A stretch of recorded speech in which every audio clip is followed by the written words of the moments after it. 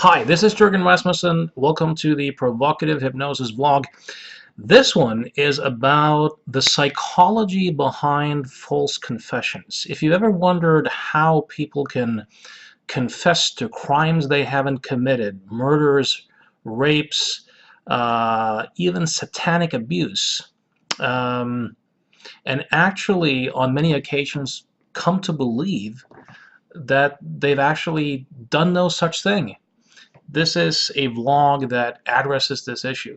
It also looks at false confessions from the perspective of hypnosis and high hypnotizability and how those factors might influence an actual confession.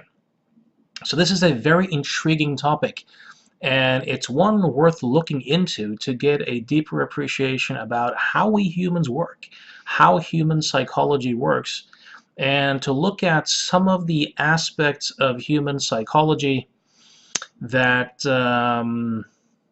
we could call the dark side, or aspects of human psychology that can often result in some very bad outcomes. So, in terms of false confessions, a few years ago, a psychologist, a memory researcher by the name of Julia Shaw, did a very interesting experiment, which her colleagues at the time said would never work.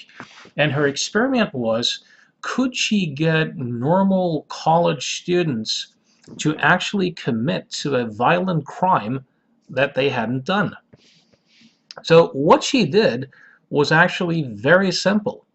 It's so simple that it's hard for many people to wrap their heads around. She selected some college students and had a collaboration with their parents. So she would gather some information about the parents and also gather a picture from the photo album from a event from the ages of 11 to 14, or was it the ages 11 to 15? I can't quite remember. But she interviewed the parents and said, could you tell me about a couple of incidents that occurred that were significant in that time frame? And she also inquired information about, who was your son or daughter's best friend, so on and so forth.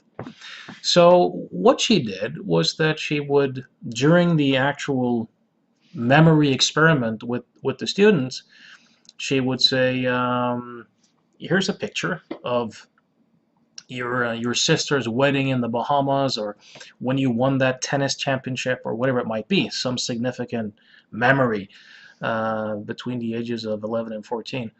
And she would have the person describe it in detail and try to remember as much as possible. This was done to establish trust and to establish credibility, pacing, in a sense. Then what she did was that she said, now, do you remember the time that you and your friend Steve broke into your Miss Robinson's house, and you kicked the cat, and the police came, and your mother was crying? Now I'm making something up. I'm not sure if that was the actual content of the crime. Something to that extent. Do you remember that? And of course, this time the students would say, no, that didn't happen, or no, I can't remember that. And she said, well, Steve was your best friend, wasn't he? Yeah, and we spoke to your parents, and they told us about this event. Try to remember. And the instruction would be that she told these folks to try to remember. Close your eyes and try to remember as much about that event as you can. The homework assignment, she saw people 3 times. The homework assignment was to, every day for the following week, to sit down, close their eyes, and do this little exercise where they would try to remember more and more. At the second meeting, they once again first talked about the real memory, and then she would ask people, so do you remember more about that incident with Miss Robinson and the cat? And on the second visit, most people had now begun to remember. It's coming back to me. I'm beginning to remember what happened.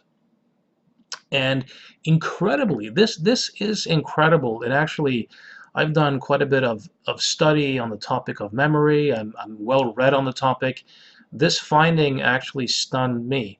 On the third visit, about 70%, an unheard of 70% of the participants now said that they actually remembered that crime, and they signed a story of having done so, and more information, came up.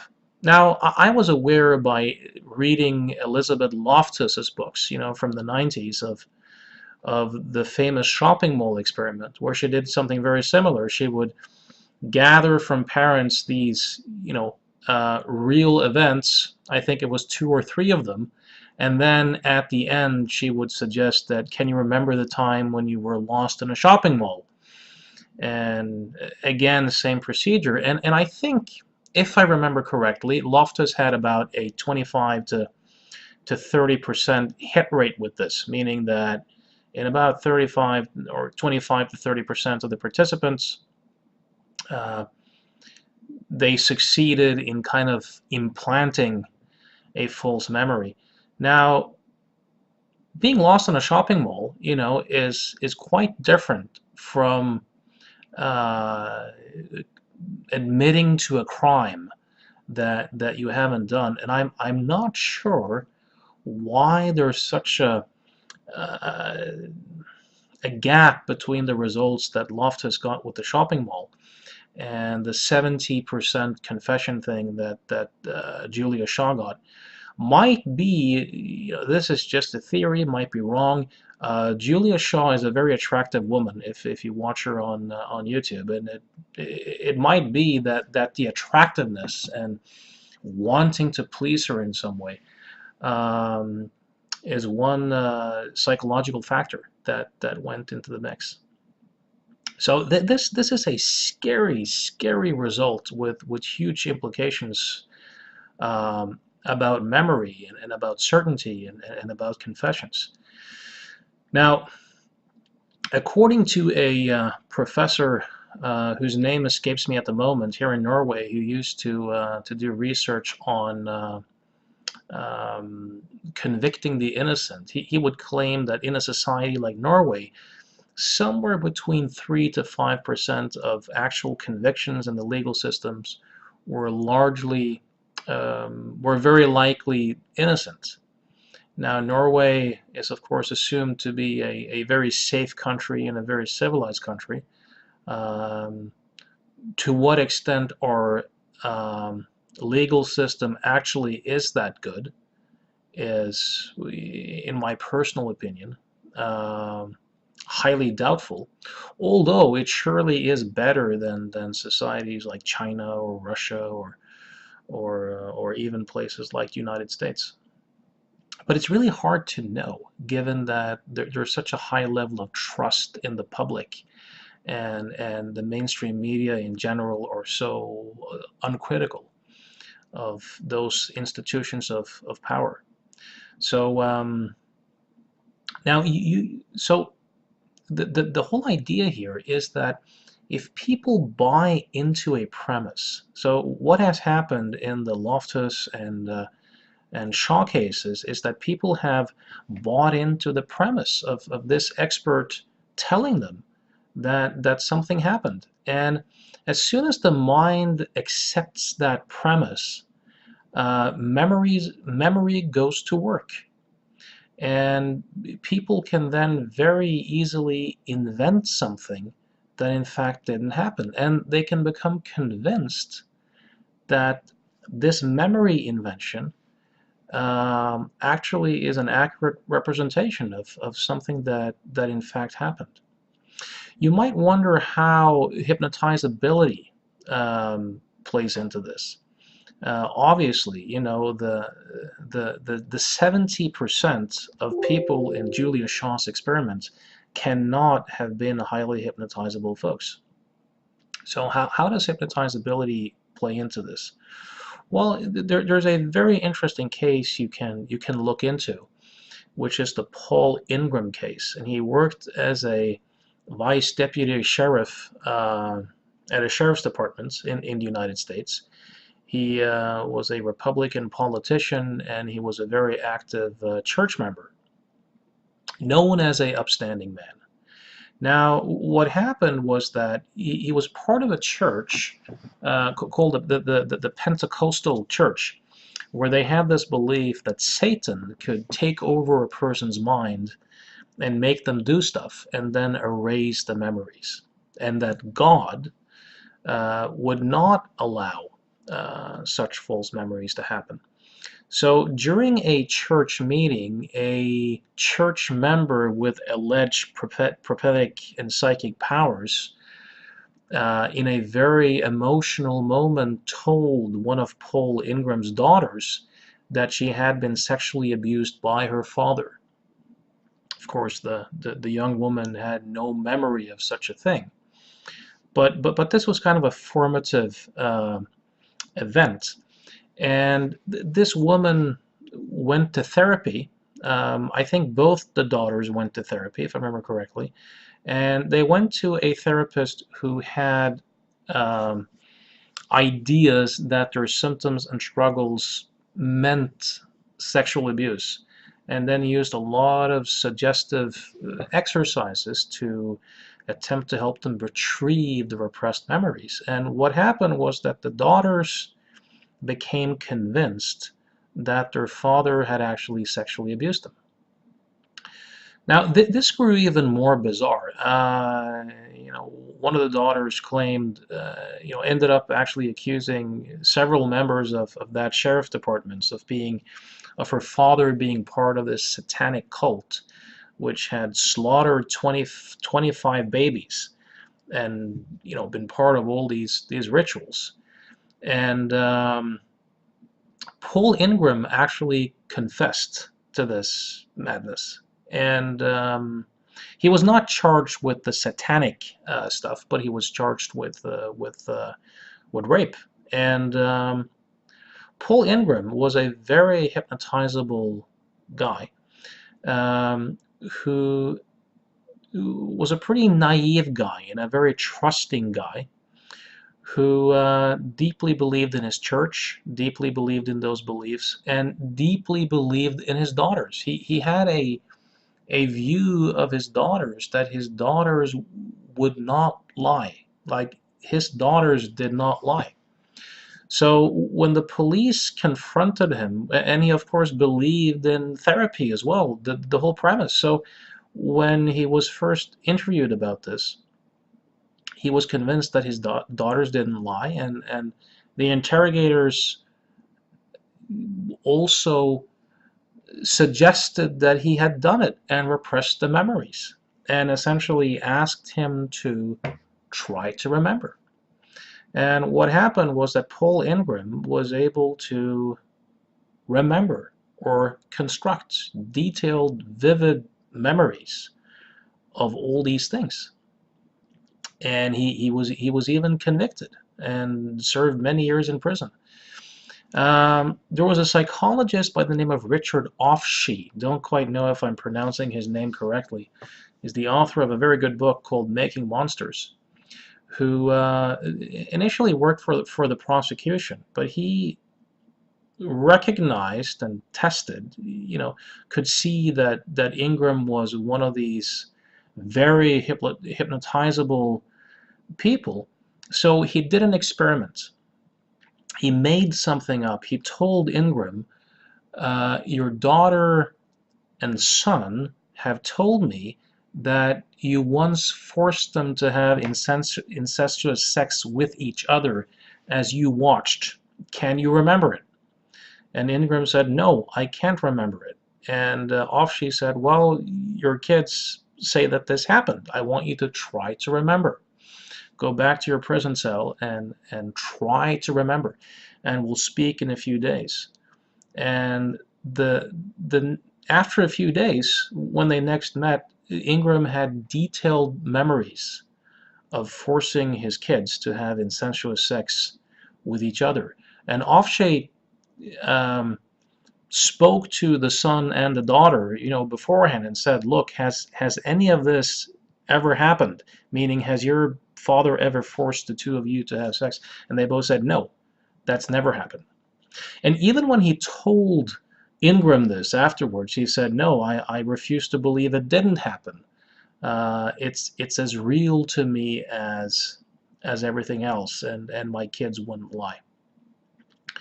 So the high hypnotizability aspect probably impacts things to the extent that these folks tend to be highly trusting, and they have a very high capacity to get absorbed into suggested experiences and to experience them as real, and to have these memories appear in a way that seems completely real to them.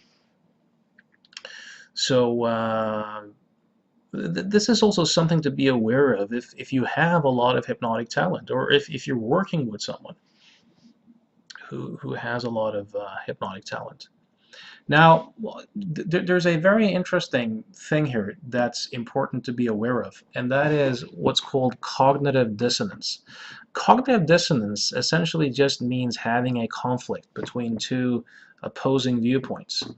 So, as an example of this, if you look at bullying, um, everybody kind of has a press secretary in their own head, and everybody's the hero of their own story. So everyone's kind of primed or want to think of themselves as a good person. So let's say that I bully someone or I do something really bad. On the one hand, I have this interest or intent to think of myself as a really good person, but I've done these acts. How will my brain kind of sort out that conflict? And what the brain has a tendency to do is to alter the story, alter the memory, project motives onto the other and characteristics onto the other person in such a way that I can maintain my hero status. So in other words, the person I bullied deserved it, or was a bad human being. And since he was a bad human being and deserved it, I get to still be the good person. So looking at cognitive dissonance, and I'll give you a very specific case. This is quite common, but I'll give you a specific case. There was a case in Norway. There was a young woman called Birgitte Tengs who was murdered. This was back in 1995. And the police, the day after the murder, they went to family members and they interviewed the cousin. And one police officer, one interrogator, had just a bad feeling, a bad hunch about the cousin, and noted, in his book that he wasn't responding with the right amount of emotion, or didn't really care. That was really the whole thing. And the cousins told the police that he had been out that night and that he came back from time at a particular time. Now, then 2 years passed and nothing had happened on the case. So the police decided to start investigating freshly. So they started interviewing everyone again. And they had their eyes, the interrogator had the eyes on that cousin. And this time, the cousin gave them a different time frame for when he came home from town that night. I think it was a time frame of 15 or 20-minute difference. Now, of course, if I were to ask you, when did you come home on such and such a date, and then I were to ask you 2 years later, there's a good chance that your estimate would, memories change. But these guys didn't know much about memory, apparently, so they viewed that as evidence that the cousin was lying. And then there was a drunk teenager, a girl, who thought that she might have seen the cousin at a time not that far away from the murder site, in a time region that might have fit with having committed the murder. That was the basis for the entire case. There's no DNA, there's no witnesses, there's no motive, there's nothing. But the police kind of decided that it was him. And they got this really skilled interrogator to interrogate him. And the police at this time used the Reed interrogation manual essentially as the basis for their own techniques. This is a system used by the FBI, which is designed to get confessions. It's not designed to get the truth. It's designed to get a confession. So the interrogator would interrogate this young man, age 19, for hours at a time. And his choice was to either be in isolation or to spend time with this interrogator, who was kind of a nice and charming social guy. And when he complied, he would get rewards, like to be able to watch the soccer game, in prison on Saturday night and stuff like that.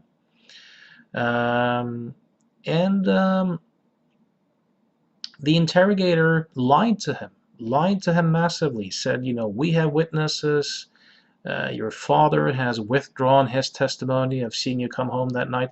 This was deliberate lying from the police, but they lied and they said, we know you did it. We can prove it.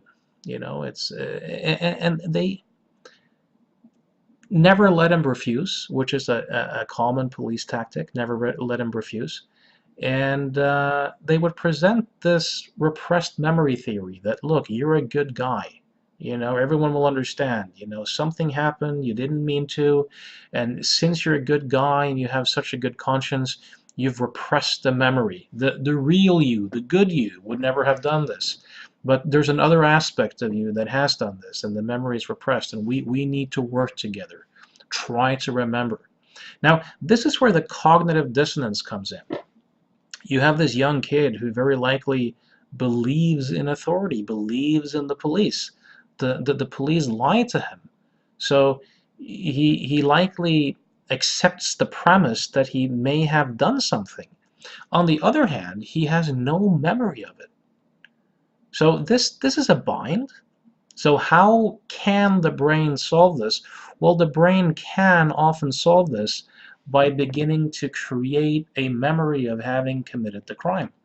Sometimes the memories might be as real as real. Sometimes they might, evolve in a big, flash, or they might gradually begin to appear over time. So what this particular interrogator did was that he coached the young man in terms of, he said, well, let's write a movie script of how this murder might have happened. And he essentially coached the guy and said, well, that rock was over there, wasn't it? And after a while, after not having slept well and being interrogated for hours at a stretch over a long time, he started to begin to remember having done it. But it was never really real to him. Like, he never really, really believed it. But he had a lawyer who trusted the police and who shockingly wasn't present during these interrogations. And the young man had such belief in the police, and this is common with false confessions too, was that he thought to himself, well, if I just give them what they want, they'll drop this. They'll investigate. They'll discover that this wasn't the case. So he confessed. Didn't take more than a couple of days for him to recant his confession, but he confessed in a state of fatigue and being broken down. And based upon this, and only this, he was convicted of the murder. And if you think this is unique, you haven't looked into our criminal injustice systems. You haven't studied false confessions and memory and stuff like that. This is not that uncommon. So during the next trial, the defense brought in this expert from Iceland on false memories, who was able to point out to the judges and the system that this was in all likelihood a false confession, and he was acquitted. Even in civil court, he had to pay a sum of money to the parents. So So there you go. So it's really important when looking at this stuff to think systemically, meaning when you have two or more people involved, it's unreasonable to attribute the outcome exclusively to the actions of one person, meaning the mindset, the interrogation techniques, the questions asked from the interviewer or interrogator is a big part of what happens. The trust level, the IQ, the hypnotizability, these things in the one being interrogated matters. And you have a lot of cultural and cultural forces that also matter in terms of how these confessions come about. So one thing that's so my impression is that hypnotizability and hypnosis is not a big factor in most of these confessions. Um, One reason for that being that most of the confessions are delivered after lengthy interrogations where people kind of break down, or hypnotic responses have a tendency to be very diminished when people are very tired and fatigued. Um, of course, there's a lot of highly intelligent people who have confessed to crimes they haven't done, but it's very common for young, uneducated people and people with low IQs and people with mental retardation are especially susceptible to kind of being broken down in this way. The cognitive dissonance is a huge part of it. Um, um, And if you look at the interrogators, if you were to ask most people, how do you make decisions? How did you end up voting that particular political party or whatever? People will very often say, well, I've experienced stuff, I've used my experience in life, and then I've used my intelligence and logic to kind of figure out that this is the right thing. Now, research on decision making and belief formation suggests that the story is likely quite different, meaning there's a lot of evidence to suggest that it's mostly the other way around, meaning that we start with believing. Our brains are belief engines. Our brains are designed to see patterns, create stories. So in research where these mock trials have been done, it's not the case that people dispassionately and objectively view the evidence and then decide whether someone's guilty or not. What happens is that the mind very quickly creates a story, sees a pattern, whether it's there or not. This happens usually very fast. And then the rest of the trial, this is where what we call intelligence and reasoning skills is used to create a narrative that seems airtight, that protects what we already believe. So it's kind of scary in a sense to live in a world where we are so misguided and so deluded as to how we actually make decisions. This is true for jurors. It's also true for police investigators. If you look at many of these false confession cases, innocent people being sent to jail, there's very often that the interrogator has just started by believing. The police have just decided that this is our guy. And then the interrogation and the investigation is very narrow-minded, designed to confirm what they already believe, not looking at other suspects, not looking at other viewpoints, not looking at counter-evidence. So this confirmation bias, that we have a tendency to reinforce our own beliefs, is very, very scary. And of course, as soon as the interrogators start doing the investigation and they start acting as if the person is guilty, and they start to defend it in the media, and they use resources, confirmation bias just builds. And here you have cognitive dissonance too, because the police view themselves as the good guys. They're the good guys. They wouldn't have charged someone if someone wasn't guilty. They wouldn't have had a bad feeling about someone if there wasn't something really off about that person. So cognitive dissonance works unconsciously in the police investigators and the interrogators to make their belief be protected and for them to remain the hero in the story. And it's so important to have I'm going to make a vlog in a few weeks about how innocent people get convicted, but it's so important to have checks and balances in the systems that can correct for these cognitive biases that we all seem to come equipped with. I'll give you a final example of this just to show you how scary this can be and how irrational in many ways the human mind can be.